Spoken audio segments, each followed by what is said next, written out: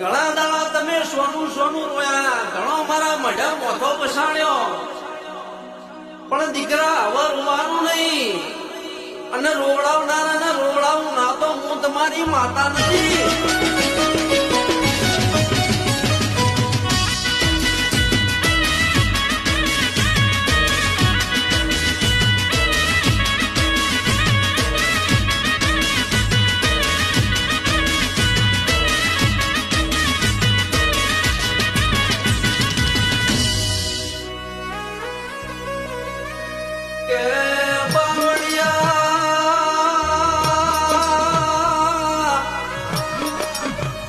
મારી સભા મંડળ